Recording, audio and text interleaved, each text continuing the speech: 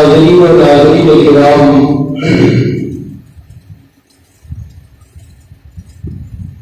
عبادت بھی ایک نیک عمل ہے اور خدمت بھی نیک عمل ہے۔ دونوں کا اپنا اپنا مقام اور مرتبہ ہے،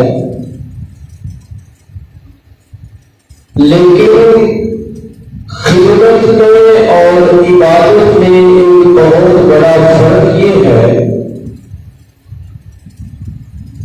کہ عبادت کی قضا ہو سکتی ہے، خدمت کی قضا نہیں ہو سکتی۔ ایک آدمی کی نماز رہ گئی، وہ اسے کسی وقت بھی قضا کر سکتا ہے، لیکن اگر خدمت رہ گئی، ماں باپ ہے، خدمت کا موقع تھا لیکن کر نہیں سکا، وہ اللہ کو پیارے ہو گئے، تو اب اس کی قضا کیسے کرے گا وہ؟ اس لیے جہاں عبادت کی پابندی کرنی ہے، وہاں یہ بھی ضروری ہے کہ خدمت کی بھی پر موقع پابندی کر لی جائے، کیونکہ اس کے قضا ہونے کے بعد سوائے افسوس کے اور کچھ نہیں کیا جا سکتا۔ اور یہ خدمت کا جذبہ اپنی اپنی جگہ پہ ہر ایک پہ موجود ہونا چاہیے۔ حضرت مریم علیہ السلام کا تذکرہ قرآن حکیم نے کیا کہ آپ ابھی دنیا میں نئی تشریف لائی تھی، والدہ محترمہ کو صرف خوشی کی خبر ملی تو حضرت مریم علیہ السلام کی والدہ محترمہ نے جذبے سے سرشار ہو کر اور خاص طور پہ بیت المقدس کی خدمت کے لیے، بچہ ابھی دنیا میں نہیں آیا لیکن ماں اللہ کے گھر کی خدمت کا اتنا جذبہ رکھتی ہے کہ ولادت سے پہلے ہی اللہ کی منت مانی، نظر مانی کہ جو بچہ پیدا ہوگا اس سے میں بیت المقدس کی خدمت کے لیے وقف کر دوں۔ کیسا جذبہ! قرآن حکیم نے ذکر کیا، اذ قالت امرأة عمران ربی انی نذرت لک ما فی بطنی محررا۔ بڑا ہی قابل ذکر ہے یہ واقعہ کہ حضرت عمران کی زوجہ محترمہ رب العالمین سے راز کے راز میں کہنے لگی، انی نذرت لک، میرے اللہ میں نے نظر مانی ہے، منت مان لی ہے، ما فی بطنی محررا، کہ جو میرے پیٹ میں ہے میں ساری ذمہ داریوں سے آزاد کر کے اسے بیت المقدس کی خدمت کے لیے وقف کر دوں گی۔ وہ کوئی اور کام نہیں کرے گا، کسی اپنے دھندے میں نہیں لگاؤں گی، میں ماں ہوں لیکن میں اپنی خدمت بھی نہیں کرواؤں گی، بلکہ ساری ذمہ داریوں سے ہٹا کر، ساری ذمہ داریوں سے آزاد کر کے میرے گھر کے لیے وقف کروں گی۔ حضرت مریم کی ولادت ہو گئی، دل تو یہ تھا کہ بیٹا ہوگا، اور یہ بڑے لطیف پیرائے میں در حقیقت وہ ماں بھی بیٹا ہی نہیں تھی۔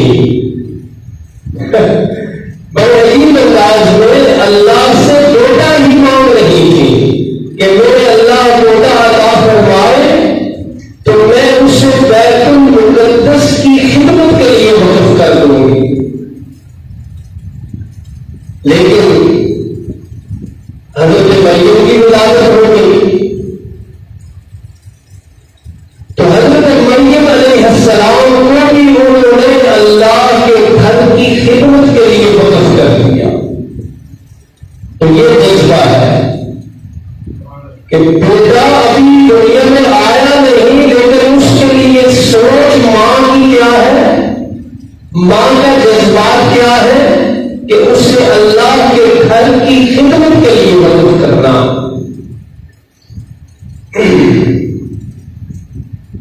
وقت بڑا مختصر ہے، واقعہ سن لیجیے۔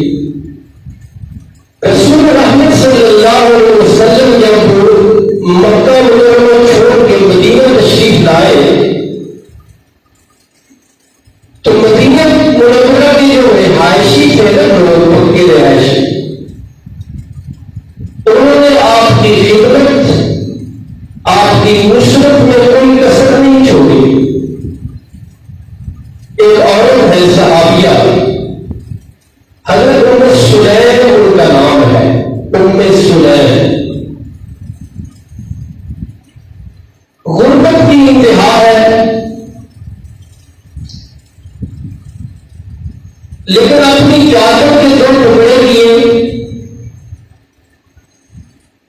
اور ایک ٹکڑا اپنے 10 سال کے بیٹے، 10 سال کے بیٹے کی اظہار بند بنایا، تہمت بنایا، اور ایک ٹکڑا چادر کا اس کی گلے میں بطور تمیز خدمت کا جذبہ دے۔ رسول اللہ صلی اللہ علیہ وسلم کی خدمت میں حاضر ہو گئی، اسی طرح اپنی چادر کے ایک ٹکڑے سے اس کی شرمگاہ کا ڈھانپا ہوا ہے اور ایک ٹکڑا اس کے اوپر ڈالا ہوا ہے، اور عرض کرنے لگی اللہ کے رسول صلی اللہ علیہ وسلم مدینہ منورہ کی، یہ پہلو یاد رکھیے گا، عرض کرنے لگی اللہ کے رسول مدینہ منورہ کا کوئی مرد اور کوئی عورت ایسی نہیں جس نے آپ کو تحفہ نہ دیا ہو۔ بخاری مسلم کی روایتیں ہیں، تو میرے پاس کچھ بھی نہیں تھا، ہاں یہ بیٹا میرا ہے، اس کو میں آپ کی خدمت میں بطور تحفہ لائی ہوں تاکہ مدینہ کی دوسرے مرد اور خواتین کی جس شعبے میں پیچھے نہیں رہے، میں بھی پیچھے نہ رہوں۔ اور اس بچے کا نام ہے حضرت انس بن مالک رضی اللہ عنہ۔ رسول اللہ صلی اللہ علیہ وسلم کی خدمت کے جذبے کے ساتھ ماں آپ کی خدمت میں پیش کر گئی۔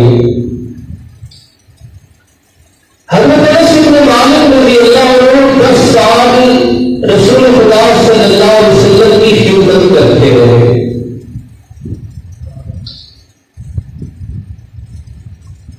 خود فرماتے ہیں کہ جب میں آپ کی خدمت میں پیش ہوا میری ماں نے بطور تحفہ رسول اللہ صلی اللہ علیہ وسلم کی خدمت میں مجھے پیش کیا، میری عمر 10 سال تھی، اور جب رسول اللہ صلی اللہ علیہ وسلم دنیا سے رخصت ہوئے میری عمر 20 سال تھی۔ 10 سال خوب خدمت کی، ہر لمحہ، ہر دن، ہر وقت آپ کی خدمت میں پیش رہے۔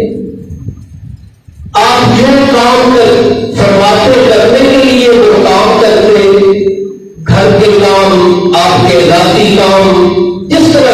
خدمت ہوتی. اب اس خدمت کا میں تھوڑا شارٹ کر دوں، وقت کم ہے. سلا کیا ملا؟ میں نے یہ کیا کہ عبادت کی قضا ہے، خدمت کی قضا نہیں ہوتی. خدمت کو پر موقع کرنا ہوتا ہے. رسول کریم صلی اللہ علیہ وسلم ایک دن ان کے گھر تشریف لے گئے. حضرت ام سلیم جو ان کی والدہ ہے، انہوں نے کچھ کھجوریں پیش کی. آپ تلاوت فرما رہے تھے تو عرض کرنے لگی اللہ کے رسول یہ آپ کا خادم ہے انس بن مالک رضی اللہ تعالیٰ عنہ، ان کے لیے دعا فرما دیں. اور یہاں رک کر میں عقیدہ واضح کر دوں کہ حضرت ام سلیم نے حضرت نبی کریم صلی اللہ علیہ وسلم سے کیا عرض کیا ہے کہ ان کے لیے دعا کریں. یعنی آپ سے دعا نہیں کی، آپ سے دعا کروائی ہے. یہ ہے عقیدہ، صحابہ کا عقیدہ یہ ہے. اب تو یہاں بیٹھ کے کہہ رہے ہیں نا رسول اللہ صلی اللہ علیہ وسلم کو مخاطب کر کے کہ ہمارا یہ کام کرے تو ہمارا یہ کام کرے.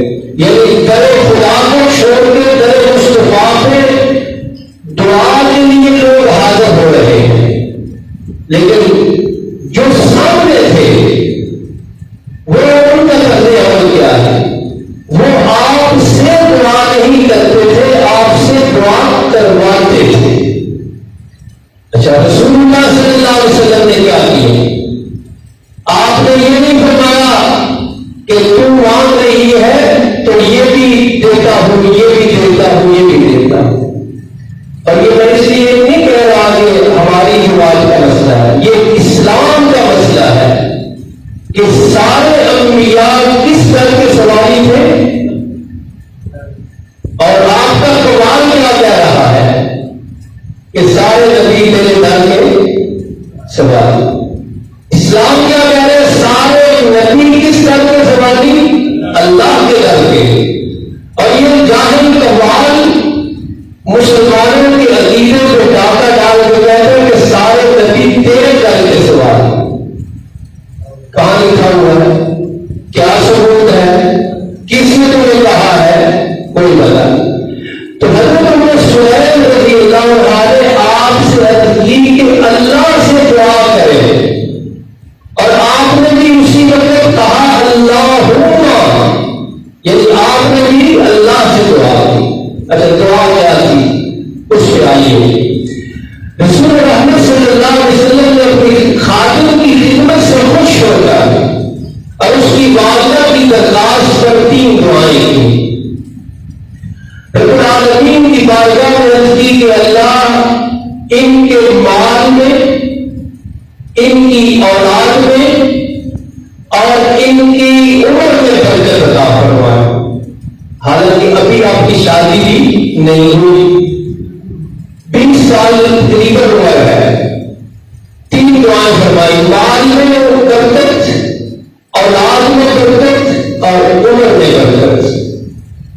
اور رسول اللہ صلی اللہ علیہ وسلم کی اس دعا کا اثر ذرا دیکھیے، وقت کم ہے. حضرت انس رضی اللہ عنہ فرماتے ہیں کہ اللہ کے نبی نے جو میرے لیے دعا فرمائی مال میں برکت، تو اس کا مظاہرہ دیکھنا ہو تو میرے باغ دیکھو جا کے. کیا تھا وہاں؟ فرماتے ہیں لوگوں کے باغ سال میں 1 دفعہ پھل دیتے تھے، میرے باغ 2 دفعہ پھل دیتے تھے. یہ تھی اللہ کے رسول صلی اللہ علیہ وسلم کی دعا کی برکت. اور اولاد میں کتنی برکت ہوئی؟ فرماتے ہیں کہ میری بیٹی نے مجھے بتایا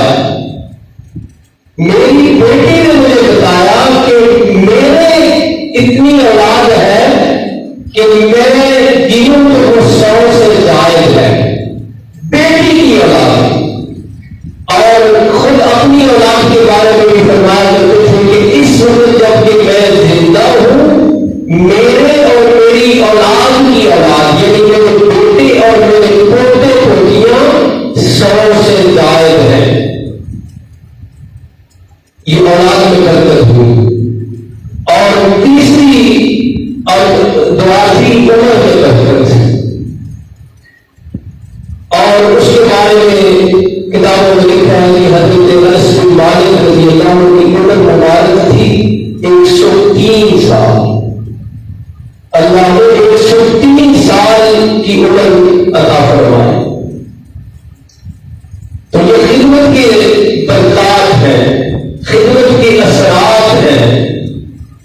اب دیکھیں میں واقعات اسی طرح لکھے ہوئے، وہ صحابی رسول ہیں، عبادت بھی کرتے تھے، نمازیں چھوڑنے والے تو وہاں گنجائش ہی ہو گئی، جہاد میں شرکت، صدقات میں شرکت، زکات کی ادائیگی، سارا کچھ کرتے تھے، لیکن کتابوں نے اور خود آپ نے اس ساری برکت کو کس چیز سے منسوخ کیا؟ خدمت سے منسوخ کیا کہ جو 10 سال آپ نے رسول اللہ صلی اللہ علیہ وسلم کی خدمت کی، اس کا اثر، اس کی برکت اور اس کا صلہ اللہ نے یہ عطا فرمایا کہ مال میں بھی برکت، اولاد میں بھی برکت اور عمر میں بھی برکت۔ اور آپ حیران ہوں گے یہ سن کر کہ رسول اللہ صلی اللہ علیہ وسلم کی رحمت کے بعد حضرت انس 83 سال زندہ رہے، 83 سال، 83 سال کی آپ راتیں بنائیں، ذرا کتنی راتیں بنتی ہیں۔ طبقات النساء صحابہ کے بارے میں بڑی مشہور کتاب ہے، اس میں لکھا ہے، خود حضرت انس رضی اللہ عنہ اپنی بات خود بتاتے ہیں، اور خدمت کرنے والوں کے لیے بڑی حوصلہ افزائی والی بات ہے۔ دین کے جس بھی شعبے میں کوئی خدمت انجام دے رہا ہے، حضرت انس رضی اللہ عنہ کی سیرت اس کے لیے مشورہ ہے اور اس کے لیے حوصلہ افزا ہے کہ خدمت میں کتنی برکت ہے۔ ہمارے اردو میں کہتے ہیں خدمت سے خدا ملتا ہے، خدمت سے خدا ملتا ہے۔ اور اسی طرح ہماری مادری زبان میں ایک محاورہ ہے، کر سیوا پھر کھاؤ۔ یہ آپ کے سامنے ہے حضرت انس رضی اللہ عنہ کی سیرت مبارکہ کہ 10 سال بے لوث خدمت کی اللہ کے پیغمبر کی، اور دنیا کو کیا صلہ ملا۔ لیکن یہ بات آپ نے فرمائی وہ ذرا توجہ سے اور لذت کے ساتھ سنیے اور جذبے کے ساتھ سنیے۔ فرماتے ہیں 83 سال میں کوئی رات ایسی نہیں کہ اللہ کے نبی کا دیدار نہ ہوا ہو۔ 83 سال اللہ کے نبی صلی اللہ علیہ وسلم کی زیارت ہر رات ہوتی تھی۔ فرمایا کرتے تھے کہ آدھی رات تک اللہ کا قرآن پڑھتا رہتا تھا، عبادت میں مصروف رہتا تھا اور قرآن سامنے رہتا تھا، لیکن جیسے ہی آنکھیں بند ہوتی صاحب قرآن سامنے آیا۔ 83 سال، تو یہ جذبات اور یہ اثرات اور یہ برکات ہے خدمت کے۔ اس لیے میں نے عرض یہ کیا شروع میں کہ عبادت میں قضا ہو سکتی ہے، خدمت میں قضا نہیں۔ موقع گیا تو کیا، اگر والدین زندہ ہے تو کر لیجیے خدمت، بعد میں کوئی قضا نہیں ہونی۔ اللہ کے گھر کی خدمت کا موقع آیا ہے تو کر لیجیے، بعد میں موقع نہیں ملنا۔ اسی طرح دین کا کوئی بھی شعبہ ہے، اس میں اللہ اگر توفیق دے رہے ہیں، اللہ اگر توفیق دے رہے ہیں کہ خدمت کا موقع مل رہا ہے تو اس موقع کو ضائع مت کیجیے۔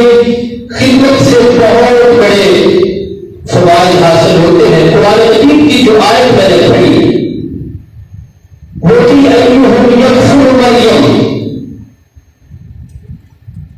جس کا ترجمہ یہ ہے کہ سارے خادمین بیت المقدس جمع ہوئے اور پورا اندازی کرنے لگے کہ حضرت مریم کی کفالت کون کرے۔ جو خادم ہوتا ہے نا، دین کا خادم، دین کے کسی شعبے کا بھی خادم، اس کا مقام ذرا دیکھیے۔ حضرت انس کی سیرت میں بھی آپ نے دیکھ لیا کہ وہ خادم رسول ہے تو کیا ملا ان کو۔ اور یہاں حضرت مریم کی والدہ محترمہ کہتی ہے کہ میں نے اسے بیت المقدس کے لیے وقف کر دیا ہے۔ اب خادمہ کی شان دیکھیے، اور یہی میں عرض کرنے لگا ہوں، آج کہنا یہی چاہتا ہوں کہ خدمت کرنے والا دراصل اپنا ہی بھلا کر رہا ہوتا ہے۔ خدمت کرنے والا دراصل اپنے ہی پر کمائی کر رہا ہوتا ہے۔ حضرت مریم کو وقف کیا خدمت کے لیے، تو ان کی حفاظت کون کرے؟ یہ جھگڑا ہو گیا کہ ان کی پرورش کون کرے؟ یہ کون ہے؟ بیت المقدس کی خادمہ۔ تو اللہ نے کیا رتبہ دیا؟ قرآن اندازی ہوئی، قلم ڈالے گئے، تو پرورش کے لیے جس شخصیت کا نام نکلا وہ حضرت زکریا ہے۔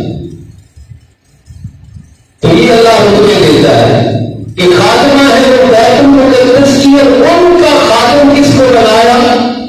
اللہ کے نبی کو اللہ نے بنایا۔ چنانچہ حضرت زکریا علیہ السلام نے ہی پھر بچپن میں آپ کی پرورش کی۔ اس لیے دوستوں عرض یہ ہے کہ خدمت کا موقع ملے دین کا، دین کی خدمت کا کوئی بھی موقع ہو، پورے جذبے کے ساتھ اور اپنے ہی فائدے کے لیے، دنیا میں بھی فائدہ اور آخرت میں بھی فائدہ، اس جذبے کے ساتھ اس موقع کو غنیمت سمجھتے ہوئے دین اسلام کے جس شعبے میں بھی اللہ قبول فرمائے آگے بڑھنا چاہیے، اور یہ اثرات اور یہ برکات ذہن میں رکھنی چاہیے۔ رب العالمین کسی کی بھی کی ہوئی خدمت ضائع نہیں کرتے، اور توفیق بھی کم لوگوں کو ملتی ہے، جس کو ملے وہ اس کو غنیمت سمجھتے ہوئے ضرور آگے بڑھے اور دین کے ہر شعبے میں اپنی خدمات پیش کرے۔ اللہ رب العالمین ہم سب کو عبادت گزار بھی بنائے اور دین کا خدمت گار بھی بنائے۔ وما علینا